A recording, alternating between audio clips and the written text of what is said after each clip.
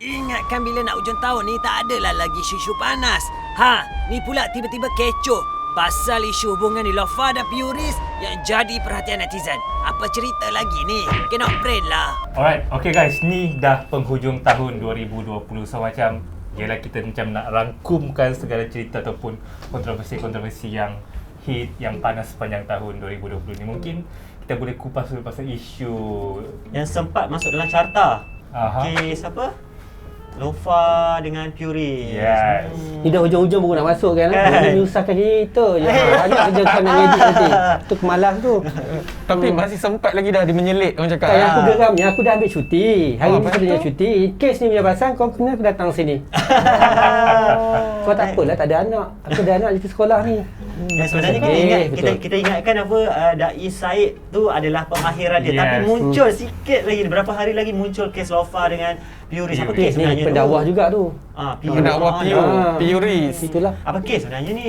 itulah yang bila tular di media sosial, di Twitter, bila orang buat screenshot menyatakan yang kononnya Niloufar dengan Puris putus tunang, lepas tu di Minyak pengasih kan? minyak pengasih 100,000 100,000 dan ringgit. sedang berubat di rumah. Dan yang penting sekali nikah tau.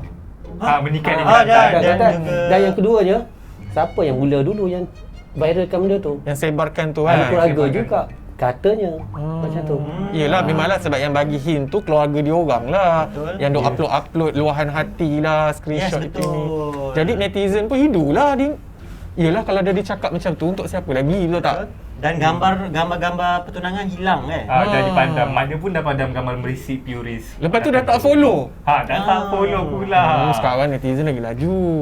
Tapi mengenali keluarga sebelah sana tu, dia orang suka menggunakan sosial media ni untuk tak puas hati sikit, tulis. Tapi senang mestilah sebab takkanlah kita saja-saja nak tulis kan, saya saja nak tulis, nak kutuk ke ataupun nak sindir-sindir, mesti ada sebab tu, mesti ada punca dia. Itu yang kita kena cari. Kau dapat punca dia? Macam dia mah. Yelah macam abang yang dah lama dalam. Aku bukan kenal sebab tu hati-hati zaman kau. Aku zaman-zaman Jafar On, macam sekolah kan, Zaitun Kalau Jafar On Sami'un. bercerai mungkin abang tahulah. Betul tu. Soalan tu sepatutnya kepada sini lah. Apa ceritanya sebenarnya? Apa cerita dia? Cuba cerita. Aku lost sebenarnya sebab apa story tu memang tak ambil port sangat tiba-tiba sebab tengah bercuti kan. Tak, aku lihat macam inilah. Aku melihat macam dua benda lah. Yang pertama sekali perempuan, yang keduanya lelaki. Kedua-duanya berpasang-pasangan. Yang perempuan, emosi itu mestilah ada pada diri seorang perempuan kan, bila ada berlakunya satu-satu benda, peristiwa ataupun yang berkaitan dengan keluarga, jadi mesti benda tu dia orang luahkan dalam bentuk social media. Kalau dulu, zaman-zaman dulu, orang meluahkan perasaan kepada wartawan, telefon wartawan je. Tapi di sebelah lelaki ni pula, saya melihat dari sudut macam ni, lelaki ni sering dipandang mulia kalau dia punya personality dia ada berkaitan dengan agama, Background dia rajin semayang, rajin baca Quran kan. Tapi kadang-kadang orang yang sebenarnya paling kuat pegangan dia tu lagi banyak ujian dia. So dalam soal ini, saya melihat pasangan ini sedang diuji lah. Yang sebelah lelaki ni kuat pegangan agama dia kan, latar belakang agama dia. Jadi yang sebelah ini pun sedang berusaha untuk memperbanyakkan nilai-nilai Islamik dalam diri dia. Jadi kerana itu mereka ni diuji. Jadi macam mana mereka nak tempuh ujian tu? Itu satu cabaran. Okey, macam abang lah. Abang dah lama dalam dunia industri sebagai seorang wartawan yang veteran dan berpengalaman. Mungkin ialah artis dan isu kontroversi tak dapat kan?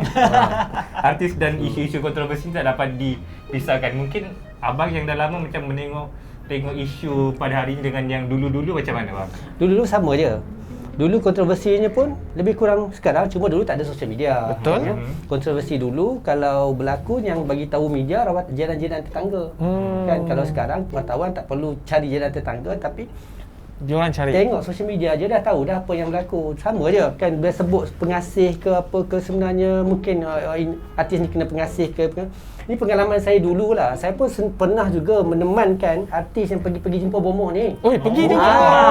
Nah, Maknanya bersebahat tahu. Tak adalah, kita teman, kawan. teman. Jadi nak jumpa bomoh, nak ada sesuatu, nak minta hutang kan.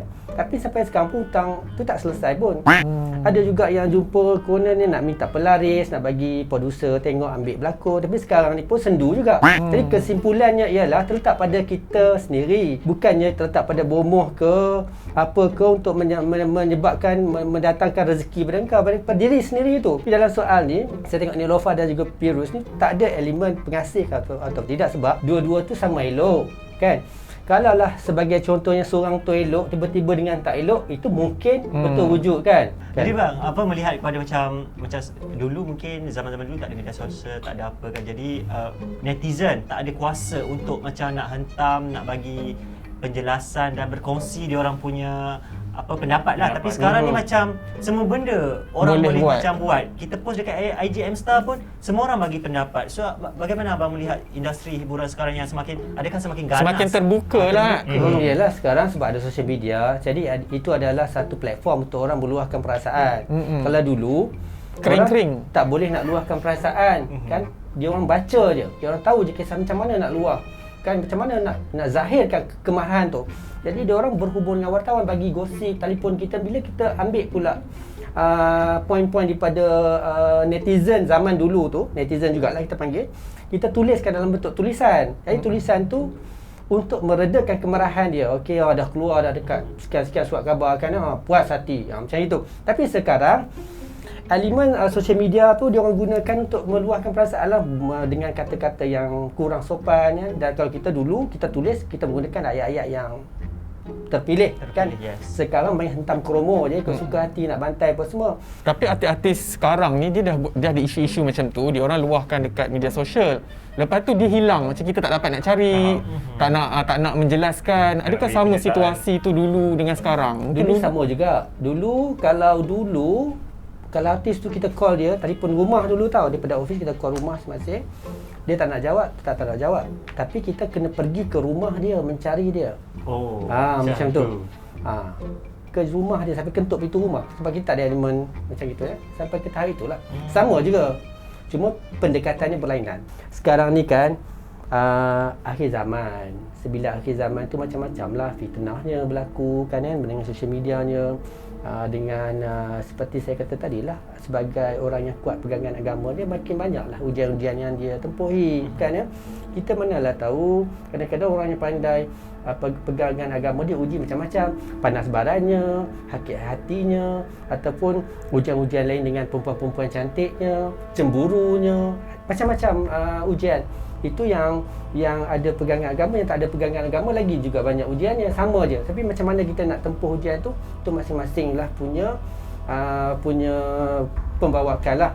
Cuma kita sebagai netizen ke, kita sebagai pembaca ke, penonton ke, kita tengok benda tu, kita jangan masuk campur lah hal orang kan. Kita doa yang baik-baik cukup. Kerana doa tu mustajab untuk kebaikan orang lain kan. Kita doakan untuk Neelofa dan juga Pirus, kita pun dapat ganjarannya juga. Tapi kita tengok sekarang mencaci, maki hama, bagi pendapat yang pelbagai kan ya. Masing-masing punya pembawakan. Kalau kau betul buat, kau dapatlah habuannya. Kalau kau tak betul, kau dapatlah juga balasan yang macam itulah. Jadi bang, untuk rangkuman 2020 ni kan, mungkin apa kata-kata abang untuk buat mereka-mereka yang terus menyokong Mstar? Dah hari ni dah berapa? 30 hari bulan dah? 30 hari bulan. Yelah, kita pun terkejut kan lepas kita buat perubahan wajah baru tu dalam 2 tahun lebih. Setiap hari ada je peningkatan, ramai je pembaca-pembaca kita, ramai je netizen, ramai je follower kita yang bagi komen, yang suka dan yang tak suka. Tapi yang nak cari siapa min segalanya kan ya. Kita ucapkan terima kasih jugalah, sebab tanpa sokongan kita punya pembaca-pembaca kita, follower-follower kita dah tak dapat nak menjadi satu portal hiburan dan juga lifestyle yang nombor 1 dekat Malaysia ni. You pula sebagai Dah. tak apa, sambung lagi. You sebagai, dah berapa tahun you kerja ni? You tengok macam mana? 10 tahun ni. Tengok daripada macam mana? Yelah, you berjumpa dengan artis ke, ada artis kata apa ke pasal Mstar ni? Pasal Mstar ni tak adalah, semua I dengar cerita artis takut dengan you bila you pergi kat sidang media, semua artis lari. Betul ke macam tu? Adalah. Tetap. Macam tu. Tak adalah macam semua takut, tapi mungkin dia orang risau lah kot bila kita. Kadang-kadang dia orang ni macam ada satu trauma yang okey, mesti ada satu cerita buruk daripada aku ni yang kita akan tahu. Betul. Faham tak? Dia macam alamak, mesti ada sesuatu. Mesti ada sesuatu cerita tentang aku yang sudut buruk. Macam dia orang macam rasa trauma tau bila kewujudan kita ni. Tapi pernah berdepan juga ke situasi tu? Bagi aku sendiri macam aku banyak lebih macam berada di situasi di mana mungkin kawan-kawan ataupun mereka kat luar sana dia ingat kita dengan artis sebenarnya bergaduh. Sebenarnya kita tak gaduh pun dengan artis. Kita okey sebenarnya. Kadang-kadang bila macam busybody contohnya yang orang cakap, oh kau ni kurang ajar lah apa benda, sebenarnya dia orang tak tahu apa yang berlaku di sebalik tabir, apa benda semua sekian-sekian semua tu ya untuk korang juga busybody biasa. Tapi kan aku pula kan, bila korang buat story ke yang hot-hot, yang panas-panas ke kan, artis cari aku tau. Tapi aku cakap je, oh saya tak tahu, saya tak buat, padahal aku yang edit benda tu. Dia nak beritahu. Tapi memang kita akan suruh terus rujuk dengan Abang Nizam. Yelah, tapi bila dia orang artis telefon aku, saya tak tahu saya bercuti. Tapi aku yang edit benda tu. Jadi selamatlah aku kan. Macam ada artis kesayangan dululah. Dulu. Oh, you Oh jangan. Oh, yang call menangis tu. Yang tu tak guna minyak pengasih ya. Oh, tu siapa yang guna minyak pengasih? Dia. Itu kita berdoa saja. Berdoa untuk dapat. Ayat-ayat suci. Tapi aku tak suka dia. Okey, Ali baru lagi. Okey, macam baru lagi dalam M-Star ni, macam bila pergi ke assignment ataupun orang tengok macam M-Star ni satu media yang macam yang menakutkan dia. Bila jumpa macam M-Star selalu naikkan tajuk-tajuk yang entah apa-apa yang panas-panas. So, macam benda tu yang jadi bualan dia orang, macam yang M-Star ni suka kontroversi yang panas-panas. Kalau sebut pasal tajuk tu, Alan sebagai seorang editor lah yang melihat perjalanan majalah online semua kan, perlu ke tajuk yang macam agak-agak panas macam tu? Kalau tak ada panas, tak ada hot, siapa nak baca? Macam kau pergi kedai lah. Mesti kau tengok hidangan tu, presentation macam mana, baru kau nak beli makan. Soal sedap tak sedap tu nombor 2. Betul tak? Sama lah juga dengan konsep tajuk. Asalkan tak salah, okey, boleh jalan.